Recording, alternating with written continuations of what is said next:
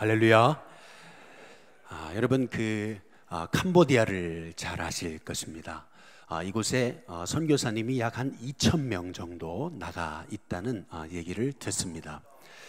그런데 이곳에 기독교의 부흥이 이제 일어나고 있다는 그런 소식도 이제 들려지게 되는데요. 그러나 좀 냉정하게 말하시는 분들은 그 땅이 정말 가난을 딛고 일어나서 이 세계에 영향을 미치는 그러한 나라가 되려면 조금 시간이 필요하다, 이제 그렇게들 얘기합니다. 그 이유가 뭐냐 하면 그 땅에는 그 인물이, 리더가 부족하다는 것입니다. 아니, 세계문화유산인 앙코르와트 같은 그러한 세계적인 문화유산을 가지고 있는 그 나라가 어떻게 리더가 없냐, 어떻게 인물이 없냐라고 이렇게 얘기할지 모르지만요, 여러분 잘 아시다시피 1975년 크메르 루즈가 이 캄보디아의 정권을 장악하게 되면서 노동자와 농민의 유토피아를 만든다는 명목하에 소위 지식인들, 조금 머리 쓴다는 사람들, 좀 인물 될 만한 사람들, 아주 그냥 죽인 정도가 아니고 학살을 했다 그러지 않습니까? 얼마나 많이 사람들을 죽였는지 약 인구의 4분의 1을 정말 무참하게 죽여나갔는데요. 심지어는 나중에는 안경 썼다고 죽이고, 그리고 손 내밀어라 해가지고 손이 깨끗하고 손이 하얗면 손이 하얀 것을 보니까 지식인이다 이래가지고 죽였다는 것이죠. 같은 한 동네에, 예를 들면 여기 회원동에 살고 있는데 이 집안 이 집안이 서로 아주 왼수지간이라는 겁니다. 왜냐하면 내 바로 옆에 집에 사람이 사는데 이 집의 사람이 내 아버지를 죽인 사람이고, 이 옆에 집에 사는 사람이 내 형제 자매를 죽인 사람이더라는 겁니다. 그러다 보니까 이게 미움의 악순환, 이 증오의 악순환을 끊어야 되는데, 이게 같은 한 동네에 살면서 어떻게 내 부모를 죽인 사람을 내가 어떻게 그렇게 용서하기가 쉽지 않잖아요. 그러니까 이 미움의 악순환, 이 증오의 악순환이 계속되는데, 또 이것을 바로 백성들을 이끌 그런 인물, 지도자들이 많아야 되는데 지도자들도 없고 한 상황에서 그 나라가 정말 부흥의 역사를 통해서 그 세계에 영향을 미치는 나라가 되려면 좀 시간이 필요하다라고 하는 그러한 얘기들을 하는 것을 듣습니다. 저는 이 이야기를 듣고 우리 일신교회를 생각해 봤습니다. 우리 일신교회가 정말 쓰임받는 이 시대에 소망이 되는, 이 땅에 소망이 되는 교회가 되려면 저는 신실한 리더가 일어나야 된다, 인물이 일어나는 교회가 돼야 된다라는 그런 생각하에 쓰임받는 일꾼이라고 하는 주제를 가지고 7주 동안 함께 말씀을 나눴습니다. 오늘 이제 마지막 시간입니다. 저는 마지막 말씀으로 쓰임받는 일꾼 하면 대표적인 인물이 아마 다윗이겠죠. 다윗이 왜 쓰임받았을까? 하나님이 글을 쓰신 이유가 뭘까? 그것에 대해서 오늘 시편 78편에서 우리에게 세 가지로 말씀하고 있는데요. 먼저 첫 번째는 보잘것없는 삶의 자리를 복의 자리로 만드는 사람이 바로 다윗이었습니다. 무슨 말이냐면 시편 78편 70절에 보면은 하나님이 다윗을 택하셨는데 어디에서 택하셨어요? 양의 우리에서 택하셨다, 이렇게 말씀하십니다. 시편 78편 71절에 보니까 젖 양을 지키는 중에서 이끌어내셨다, 이제 이렇게 말씀하고 계시는데요. 한번 따라해 보겠습니다. 양의 우리. 여기서 양의 우리에서 이 다윗을 택하셨다라고 말씀하시는데, 이 양의 우리란 비천하고 낮은 곳을 말하는 표현입니다. 우리 식으로 말하면 여러분 그 3D 업종이라고 얘기하지 않습니까? 더럽고 어렵고 위험한 그런 3D 업종과도 같은 그 자리가 바로 양의 우리, 바로 양치기, 목동의 신세였다는 것입니다. 그래서 한마디로 말하면 양의 우리라고 하는 것은 냄새나고 더럽고 지긋지긋한 삶의 자리를 말하는 것이죠. 많은 분들이 이러한 양의 우리 가운데 처하게 되면 하나님 왜 저를 이런 곳에 보내셨어요? 라고 하는 원망부터 나옵니다. 그리고 대부분의 사람은 어떻게 하든지 이 양의 우리, 이 비천한 자리를 이제 벗어나려고 하는, 어떻게 하든지 이제 벗어나려고 하는, 그것이 대부분 대체적인 사람들의 반응일 것입니다. 그러나 다윗은 그 양의 우리, 비천한 자리에서 오히려 원망하기보다는, 하루빨리 벗어나려고 하기보다는 그 자기의 비천한 자리를 복의 자리로 만드는 사람이었다라고 하는 것을 우리가 오늘 성경을 통해서 알 수가 있습니다. 저는 우리 신교회 성도님들이 우리가 처한 상황이 정말 비천한 자리요, 있기 싫은 자리요, 하루빨리 떠나고 싶은 그러한 자리라고 하더라도 그 자리를 복의 자리로 만들 수 있는 하나님의 종들이 될 수 있기를 주님의 이름으로 축복합니다. 최근 이찬수 목사님이 쓰신 에클레시아 부르심을 받은 자들이라는 책이 출간돼서 읽어봤어요. 그런데 그 책에 보니까 하나님이 왜 이분을 이렇게 이 시대 우리 한국교회에서 쓰시는가, 근데 좀 이유를 알 것 같은 그러한 얘기가 나오더라고요. 이분이 사랑의 교회 이제 중고등부 사역자로서 이제 첫 사역을 하게 된 그 부서가 어디였냐 하면은 고3이었답니다. 고3. 고3을 딱 맡으니까 옆에 이제 같이 동료되는 그 우리 사역자들이 되게 이제 가엾게 여기더라는 겁니다. 되게 가엾게 여기고 잘해주고. 그래서 왜 그런가 이렇게 봤더니 전임자가 너무 잘하면 이제 후임자가 너무 힘든 법이잖아요. 그래서 왜 그런가 이렇게 봤더니 이 고3을 전에 맡았던 그 사역자는 알고 보니까 서울대 출신에 아주 그냥 설교를 얼마나 잘하는지 달변에다가 학생들을 완전 들었다 놨다 하는 그러한 능력의 사역자들이라는 거예요. 근데 더구나 이제 여러분 고3이잖아요. 고3. 뭐 전날까지 공부하다 보니까 뭐 3-4시간밖에 못 자고 이제 아이들이 예배를 탁 나왔는데 예배실이 따끈따끈하니까 이제 아이들이 이제 슬슬슬 하면서 다 이제 강대상에 딱 서 설교하려면 거의 자고 있더라는 거예요. 최악의 상황이죠, 사실. 우리 같으면 이런 부서를 내가 맡았다 그러면 대부분의 상황은 하나님 왜 저 하필이면 많은 사람 중에 저를 왜 이런 자리에 보내셨습니까? 라고 하는 것이 당연한 인간의 마음입니다. 그런데 그 책에 보니까 이제 이런 얘기를 하세요. 왜 하나님 저를 이곳에 보내셨습니까? 이게 아니라 하나님 여기에서 하나님이 하시고자 하시는 것이 뭡니까? 기도하는 중에 뭐 고3이니까 여러분 평일날 만나기가 쉽지 않으니까 예배에 집중하라는 거였다는 겁니다. 예배. 그래서 어떻게 했냐면 예배를 한 주도 똑같은 예배를 드리지 않았다는 거예요. 한 주도. 무슨 말이냐면 벌써 처음에 묵도 시작하고 뭐 찬송하고 교독하고 이러다 보면 아이들이 딱 강대상에 딱 설교자가 쓰면 벌써 다 거의 자고 있다는 거예요. 뭐 이런 상황에서 예배학 뭐 이게 뭐 어떻게 예배 순서 이것이 중요한 게 아니더라는 거죠. 그래서 어떤 날은 그냥 바로 설교를 시작하고 어떤 날은 설교를 딱 5분만 하고 어떤 날은 그냥 찬송만 대리 부르고 어떤 날은 설교를 할 때 애들을 앉히지 않고 그냥 서서히 설교를 듣게 하고 어떤 날은 설교 대신에 그 활동 중심으로 말씀을 전하고 정말 매주가 예배가 하루도 똑같은 날이 없었다는 거예요. 계속 순서를 바꾸고 스타일을 바꾸고 메시지를 바꾸고 찬양을 바꾸고 하면서 이제 아이들이 그러면서 점점점 조는 아이들이 없어지더라는 거예요. 일단 졸지 않아야 말씀이 귀에 들려야 아이들이 변하는 거 아니겠습니까? 그래서 정말 애를 쓰면서 뭐 굉장히 오바도 하고 하면서 말씀을 전하다 보니까 아이들이 말씀을 듣기 시작하니까 이 아이들이 조는 아이들이 하나씩 줄어들면서 그러면서 이 아이들이 말씀이 들려질 때 하나 변하더라는 거죠.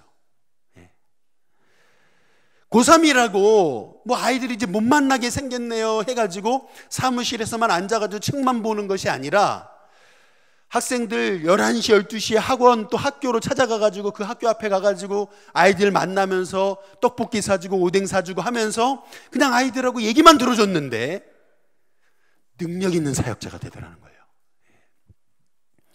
제가 그 얘기를 제가 읽으면서 제가 이제 깨달은 게 있습니다. 하나님께서는 우리가 처한 상황이 아무리 비천한 자리, 있고 싶지 않은 자리, 빨리 벗어나고 싶은 자리라 하더라도, 꼭 3D 업종과 같은 이 양의 우리와 같은 그러한 자리라 하더라도 분명히 하나님 보내신 이유가 있을 거 아니에요? 그러면 이 하나님의 보내신 이유를 찾고 그곳에서 하루하루 하나님 맡겨주신 영혼에 대해서 최선을 다할 때 하나님께서는 그 비천한 자리가 복의 자리가 되게 하시면서 하나님이 그 사람을 쓰시는 역사가 일어난다는 사실을 제가 깨닫게 되었습니다. 하나님은 여지껏 절대로 비천한 자리라고 불평하는 사람, 원망하는 사람 쓰신 적이 없습니다. 하나님은 정말 하나님이 쓰시는 일꾼, 하나님이 쓰시는 리더가 되려면 자꾸 부정의 씨앗을 뿌리면 내 삶에 끊임없이 부정의 열매가 맺혀지게 되는 겁니다. 아무리 비천한 자리라도 하나님 보내신 이유를 깨닫기 위해 몸부림치며 감사하며 나아갈 때 여러분 그 자리가 복된 자리가 됨을 믿으시는 저와 여러분이 되시기를 주님의 이름으로 축복합니다. 저희 교회는 지금 다음 주 이제 추수감사절이죠. 40일 감사의 삶 캠페인을 벌리고 있습니다. 여러분 잘 하고 계시죠? 혹시 아멘.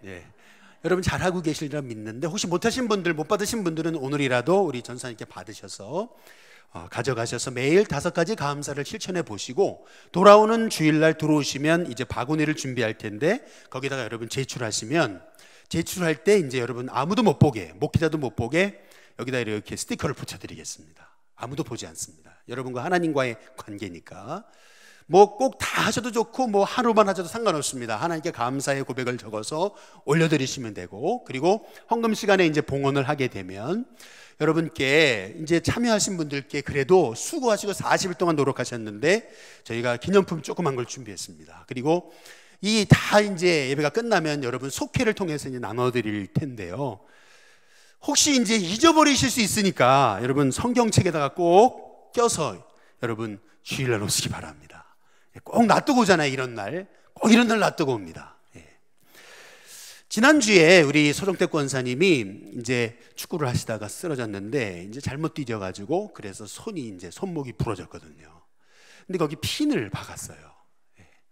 이제 전신마취, 이제 팔목 수술을 하는데 아니 전신마취 수술을 한대요. 종합병원에 수술을 하신대. 그래가지고 아니 팔이 어떻게 부러졌길래 해가지고 이제 가서 신방을 했어요. 그랬더니 참 뭐라 그러시냐면은 자기가 할 수 있는 건 없고 그래가지고 40일 동안 하루도 빼놓지 않고 40일 감사 캠페인을 하고 있다는 거예요. 그런데 이 팔이 부러진 날 이제 하나님 앞에 감사의 제목을 쓰는데 생각해 보니까 오른손이 부러졌더라면은 오른손으로 할 일이 너무 많은데 왼손이 부러져서 감사하더라는 거예요. 또 얼마 전에 이사를 했는데 옛날 집은 주차를 하는데 이 주차장이 너무 좁아가지고 이게 문을 열면은 이 팔이 부러졌는데 내릴 때 너무 아픈데 얼마 전에 이사한 집은 그래도 주차장 간격이 넓어가지고 딱 내릴 때 그래도 넓게 열 수 있어서 내릴 때 아프지 않아서 감사하고, 그리고 이제 이게 이제 붓기가 빠져가지고 갑작스럽게 더 이상 이제 기다리면 이게 굳어버리니까 이제 큰일 난다 그래가지고 빨리 이제 급박하게 수술을 해야 되는데 뭐 좋은 선생님을 만나야 되지 않습니까? 그런데 그 분야의 최고 권위자를 하나님 만나게 하시고 없는 시간 7개의 수술이 있는데 거기 중간에 껴주더래요. 제가 그 이제 간증을 들으면서 마음이 훈훈해졌습니다. 마음이 훈훈해졌어요. 감사는 전염성이 있구나. 그냥 그런 감사 얘기만 들어도 내가 행복해지는구나 라고 하는 것을 깨닫고 이게 감사의 축복이구나 라고 하는 것을 생각하게 됐습니다. 저 여러분이 하나님이 여러분에게 있게 하신 자리 또 만나게 하신 상황들 그것이 어떤 것인지 간에 왜 하필이면 이게 아니라 하나님의 계획이 있겠지 하는 믿음의 눈을 떠서 여러분이 감사하면서 주님 바라본다면 여러분이 처한 삶의 모든 환경은 복의 상황으로 바뀌어지게 될 줄로 믿습니다. 두 번째로 하나님이 쓰시는 사람이란 오로지 한 마음으로 그 자리를 섬기는 사람입니다. 우리 시편 78편 72절에 보시면 같이 있습니다. 함께 있습니다. 시작. 이에 그가 그들을 자기 마음의 완전함으로 기르고. 따라해 보겠습니다. 마음의 완전함. 이 마음의 완전함이 뭘까? 조금 애매하지 않습니까? 쉬운 성경에 보면은 순전한 마음으로 이렇게 얘기하고 있고, 공동번역 성경에는 한 마음으로 섬겼다 이렇게 말하고 있습니다. 이게 무슨 말이냐면 다윗은 왕이 된 다음에 한 마음으로 백성을 섬겼다. 이제 이 말의 의미는 쉽게 말하면 오로지 한 마음으로, 한눈 팔지 않고, 다시 말하면 딴 데 바라보지 않고 맡겨주신 영혼을 이끌고 세우기 위해 헌신했다라고 하는 그러한 것을 말하는 것이라는 것입니다. 저는 이 말씀을 묵상하다가 리더의 자격, 그것은 딴 마음을 품지 않는 것이다 라고 그렇게 믿습니다. 옆에 분한테 한번 인사해 보시죠. 딴 마음 품지 마시기 바랍니다. 한번 인사해 보겠습니다. 제가 지난 수요일 날 신창제일교회에 이제 부흥회를 갔었습니다. 제가 뭐 부흥회란 부흥회는 처음 간 부흥회입니다. 처음 간 부흥회라서 참 마음의 부담감도 많았습니다. 그런데 수요일 날 전화가 오셔가지고 어디로, 저 용산에 저 공덕동에 있는 어디로 오라고 그랬어요. 그래가지고 1시간 전에 일찍 갔습니다. 일찍 갔어요. 갔는데 너무 놀라운 것은 이 목사님 벌써 와 계시더라고요. 저보다 한참 윗분이신데도 벌써 와 계세요. 우리 중국용산 지방 목사님 아니십니까? 벌써 와 계시는데 아주 그냥 정말 얼마나 그 음식점이 얼마나 애를 써서 이렇게 신경 써서 준비한 곳이든지 제가 몸둘 바를 몰랐습니다. 이렇게 좋은 데서 저를 이렇게. 그런데 이제 식사를 마치고 이제 교회를 갔어요. 이제 막 찬송 소리가 들리죠. 준비하는 찬양 소리들이. 그런데 딱 가보니까 입구가, 물론 입구가 하나라서 그런지 몰라도 거기에 사람들이 바글바글 있는데 교인들의 얼굴을 보니까 그렇게 순수해 보이던 거 있죠. 용산 한복판에 꼭 시골교회 같은 그런 느낌이 들었습니다. 근데 이제 제가 은혜 받은 것은 뭐냐면 이 목사님의 모습이었어요. 이 목사님이 그 교회를 17년을 섬기셨다는데요. 처음에 이 목사님이 그 교회를 부임하셨을 때 교인이 40명이었답니다. 아이들, 중고등학생들, 어른 다 합쳐서 40명. 이 교회가 왜 40명이 됐냐 하면은 계속 교회가 어려움을 당해가지고 그래서 40명 그냥 다 떠나고 남은 게 40명이었더라는 거예요. 이제 그런 교회에 딱 부임을 했는데 하나님의 은혜로 부임하자마자 교회가 폭발적으로 부흥하더라는 거예요. 그분 얘기에 의하면 저희 교회가 한때는 중고등부만 120명이 모였을 때가 있었습니다. 이제 그런 얘기를 하시더라고요. 그런데 말이죠. 그 교회를 섬기는데 막 교회가 부흥하는데 7년째 되는 해에부터 교회가 딱 정점을 찍더니 그때부터 정체되더라는 거예요. 교회가 정체되면 어떡하죠? 이제 침체되잖아요. 그러니까 목회자는 어떻게든지 그 위기를 넘어서기 위해서 더 몸부림치잖아요. 인간적인 노력을 하게 돼 있습니다. 이제 그러다 보니까 목사님이 그런 얘기를 하세요. 그렇게 내가 내 힘으로 하려다가 탈진이 왔다고 이제 그런 얘기를 하세요. 근데 참 이상한 것은 그렇게 탈진이 온 그 상황, 그 시점에서 많은 교회들이 목사님한테 오시라고 청빙을 하더라는 거예요. 무슨 말이죠? 땀만 품을 수 있는 거잖아요. 딴 데 갈 수 있는 그러한 기회가 열리더라는 거예요. 하나님 앞에 기도하는데 결국 가지 않았대요. 그리고 남았답니다. 그 교회. 그리고 지금 이제 한 10년 정도 지나고 있는데 우리 그 신창제일교회가 다음 세대를 준비하기 위해서 저는 제가 못다 이룬 꿈을 다음 사람이 이루기 위해서 다음 세대를 준비하는 부흥회가 되기 원해서 이렇게 수요, 목요, 금요일 날 3일에 걸쳐서 젊은 목사님들만 모시고 부흥회를 시작했노라고 이제 그런 얘기를 해요. 그래서 제가 참 마음에 은혜 받았습니다. 정말 저렇게 10여 년 동안 교회가 계속 정체하고 침체되는 상황에서 땀만 품지 않고 그분 그런 얘기를 하시더라고요.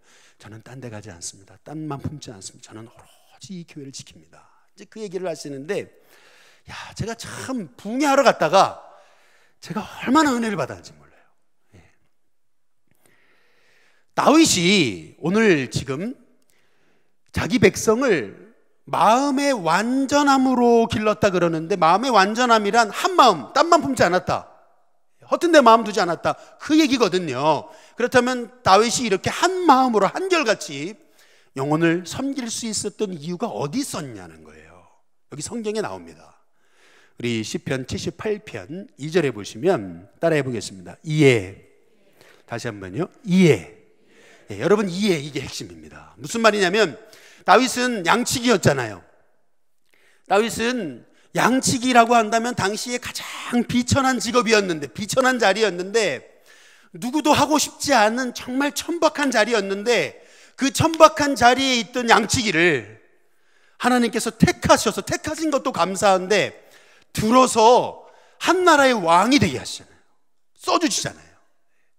그거를 생각하면 이해, 하나님의 은혜에 감사해서, 써주신 것만 생각해도 감사해서 어떻게 한눈을 파느냐는 거예요. 어떻게. 그래서 이해, 하나님이 쓰시는 것만 해도 감사해서 다윗은 오로지 마음의 완전함, 한 마음, 딴만 품지 않고 백성을 기르고 양육했다라고 하는 것이 바로 오늘 성경을 통해서 우리에게 주시는 말씀입니다.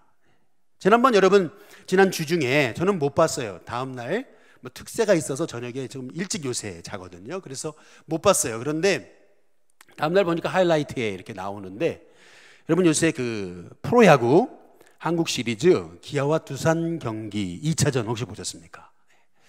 거기 보면은 그 양현종 선수라고 기아에 이제 완봉승을 하거든요. 한국 선수로서 이제 두 번째로 완봉승을 한국 시리즈에서 이제 하게 됐다고 하는데, 근데 그 기사를 읽어보니까 참 마음이 감동이 됐어요. 이 양현종 선수가 원래는 이제 고등학교를 졸업할 때 그냥 유망주에 불과했더라는 거죠.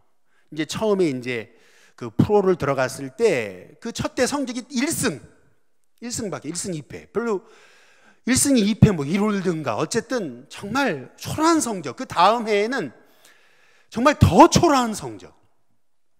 그러니까 유망주에서 이제 정말 사람들의 그 기억에 잊혀질 수 있었던 상황에서 일본의 한 투수 코치를 만나게 되는데, 일본의 이 투수 코치 하나를 만나면서, 이게 사람은 만남이 중요합니다.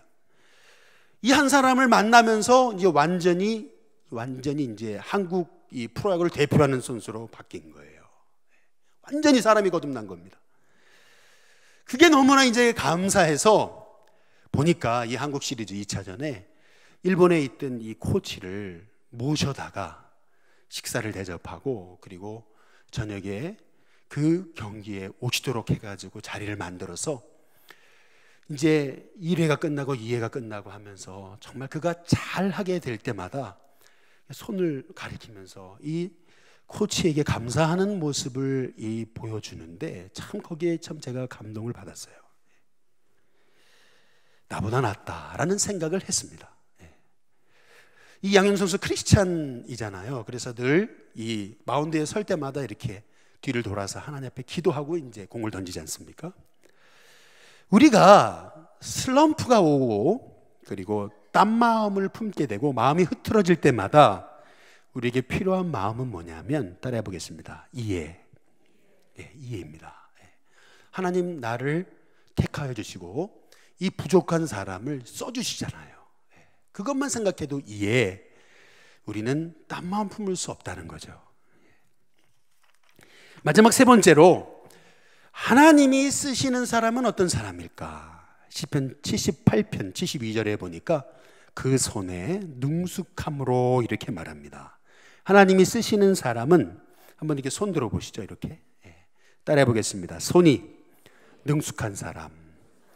손이 능숙하다, 이 말의 의미가 무엇이냐면요, 여러분 다윗이 골리앗을 만났을 때 돌멩이 하나 던져가지고 골리앗 때려 눕히잖아요. 근데 우리는 그냥 철없는 애가, 철없는 청소년 애가, 두려움도 모르는 애가, 그냥 정말 철없는 애가 그냥 골리앗 앞에서 생각 없이 공 하나 던졌는데, 돌 하나 던졌는데 이 머리 이마에 맞아가지고 골리앗이 쓰러져 죽었다. 근데 이렇게 우리는 생각하기 쉽습니다.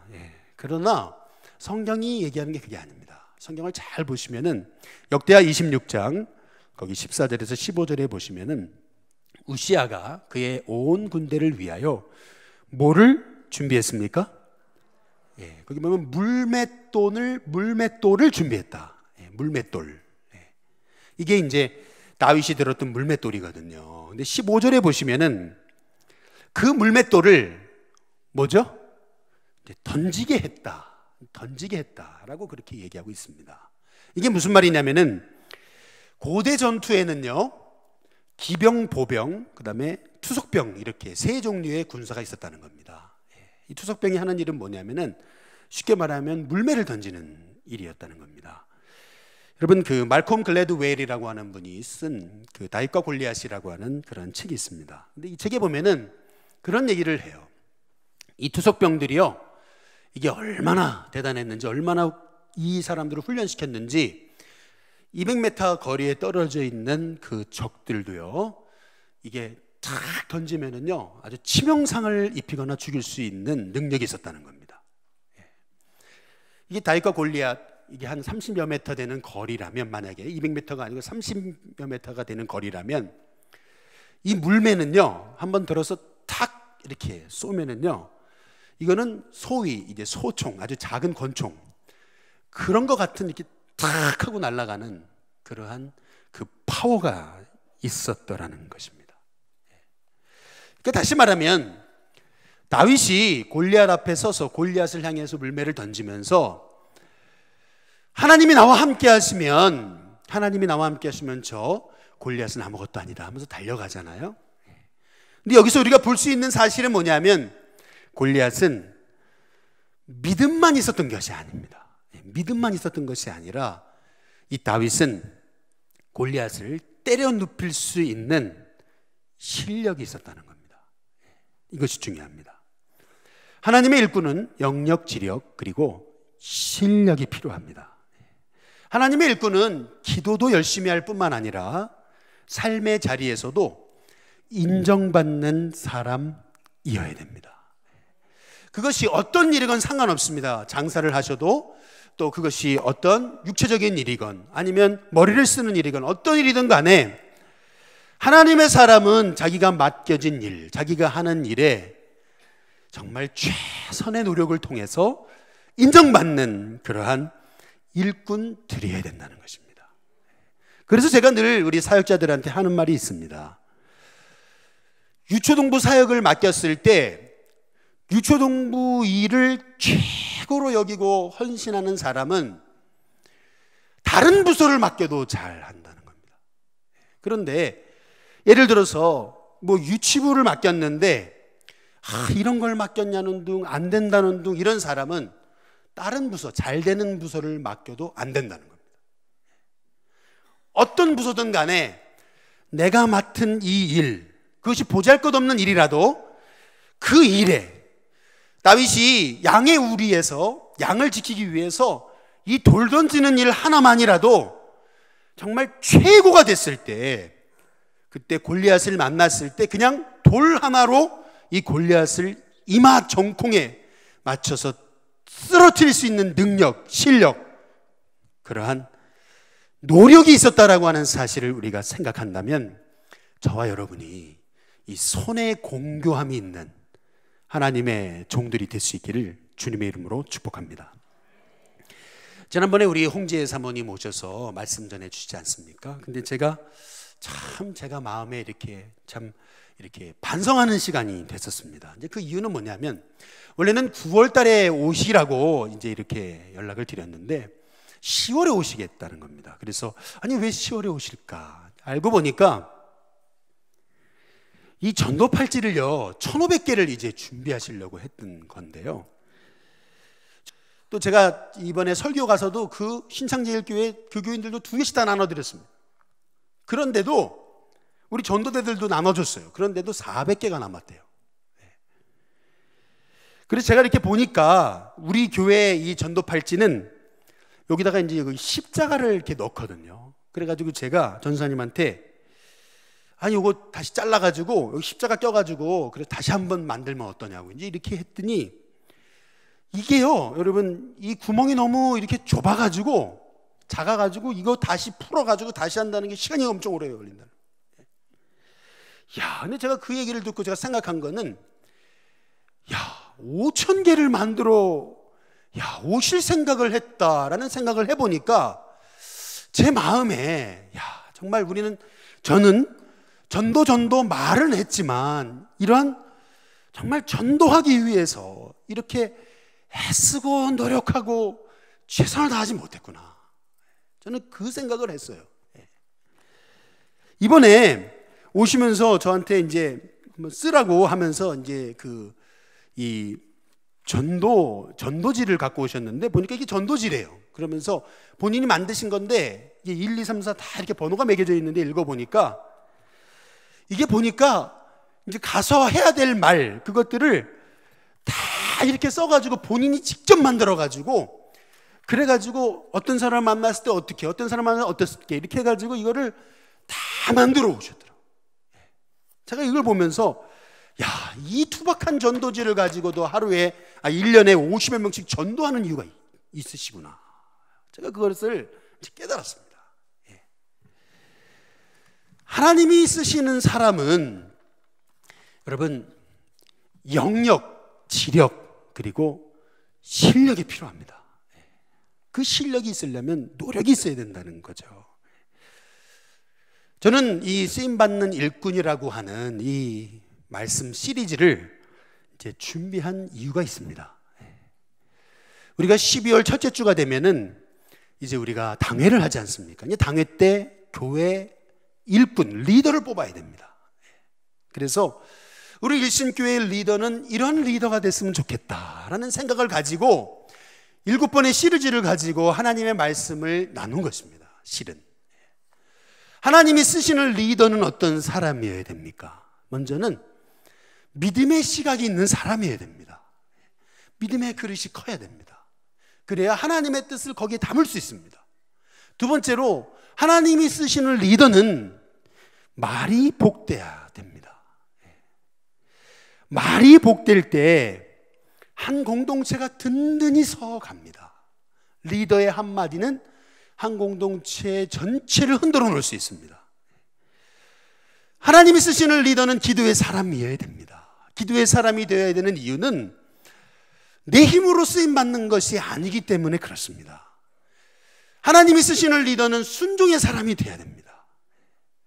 내가 순종할 때 하나님께서는 나를 통해서 하나님의 뜻을 드러내는 것입니다. 하나님이 쓰시는 리더는 사랑의 사람이어야 됩니다. 영혼을 품을 수 있는 넓은 가슴이 필요합니다. 하나님이 쓰시는 리더는 예배자여야 됩니다. 예배에 실패하면 변질됩니다. 하나님이 쓰시는 리더란 보잘것없는 삶의 자리, 사역의 자리, 환경의 자리 속에서도 불평하고 원망하지 않고 오히려 감사하면서 그 삶의 최선을 다함을 통해 그 보잘것없는 삶의 자리를 복의 자리로 만드는 사람입니다. 저는 우리 일신교회 쓰임받기를 소망합니다. 하나님이 여러분을 쓰시는 은혜가 있게 되기를 원합니다. 우리 일신교회에 하나님이 기뻐하시는 인물, 일꾼, 리더들이 계속해서 일어나게 되기를 소망합니다. 저와 여러분이 이렇게 쓰임받기를 소망하며 내 삶을 새롭게 해달라고 기도하는 저와 여러분이 되시기를 주님의 이름으로 축복합니다. 기도하겠습니다.